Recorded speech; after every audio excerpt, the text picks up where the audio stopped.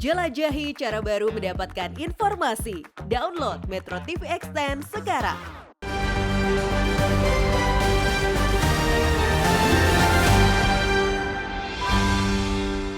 Menahan efek domino pelemahan global.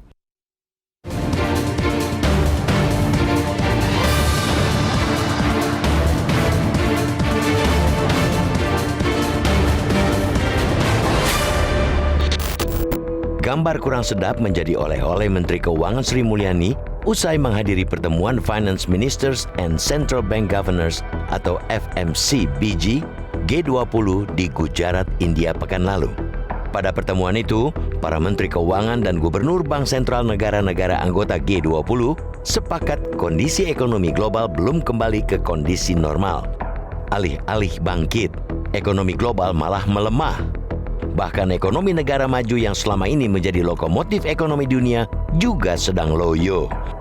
Hal itu terlihat dari data Purchasing Managers Index atau PMI, negara maju yang banyak mengalami kontraksi. Sebut saja Jerman, Inggris, Jepang, Prancis, dan Italia.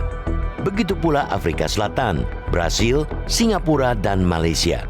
Negara-negara itu bagian dari 61,9% negara-negara di dunia yang mengalami kontraksi PMI.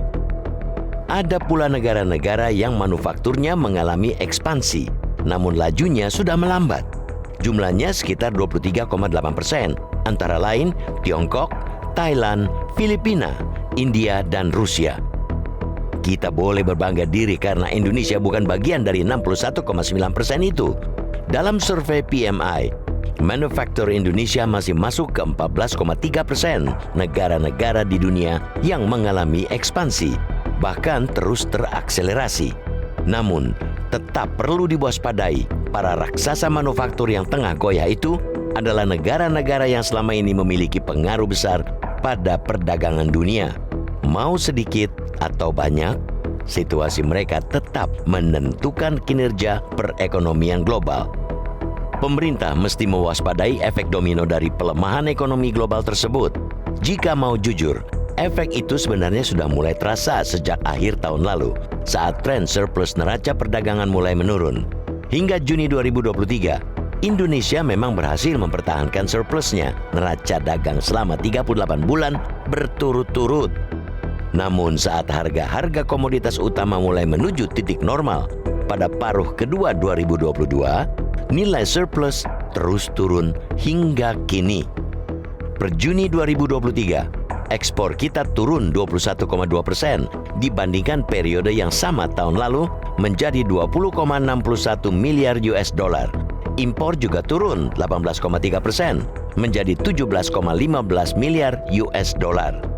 Hal itu tak lepas dari situasi ekonomi dunia yang melemah, permintaan atas barang ekspor yang menurun, termasuk harga komoditas yang mulai turun. Pekan lalu, Asian Development Bank atau ADB telah mengingatkan pertumbuhan ekspor Indonesia diperkirakan melambat pada tahun ini. Rendahnya permintaan global diperkirakan akan terus berlanjut hingga akhir tahun. ADB juga memperkirakan pertumbuhan ekonomi Indonesia pada tahun ini mentok di 4,8%, turun dibandingkan tahun lalu sebesar 5,31%. Normalisasi kegiatan masyarakat lewat pencabutan status dari pandemi menjadi endemi COVID-19 juga tak banyak mendongkrak permintaan domestik. Dalam laporan ADB pula, pertumbuhan ekonomi Asia Tenggara diperkirakan melambat ke 4,6% pada tahun ini dan 4,9% tahun depan. Pemerintah tentunya harus mencari formula jitu untuk menghadapi suramnya situasi saat ini.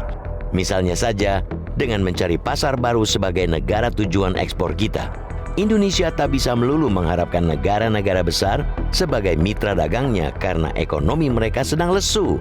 Jika berani, pemerintah mengambil langkah radikal, beralih dari ekspor led growth menjadi domestic demand led growth. Pemerintah juga harus mencari dan menggenjot sumber-sumber pertumbuhan ekonomi baru, mulai dari hilirisasi sumber daya alam yang memiliki nilai tambah tinggi, penggunaan produk lokal, akselerasi ekonomi digital, ekonomi hijau, hingga penguatan UMKM. Sebuah upaya berat bagi pemerintah tentunya, apalagi di tahun politik seperti saat ini. Semua mahfum, para menteri yang berasal dari parpol saat ini juga dituntut fokus untuk memenangkan partai pada pemilu 2024. Namun demikian, para pembantu presiden harus tetap menomorsatukan kerja di kabinet sesuai sumpah jabatan.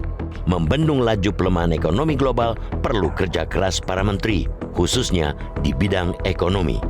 Jika tidak sanggup, angkat bendera putih dan mundur dari jabatan.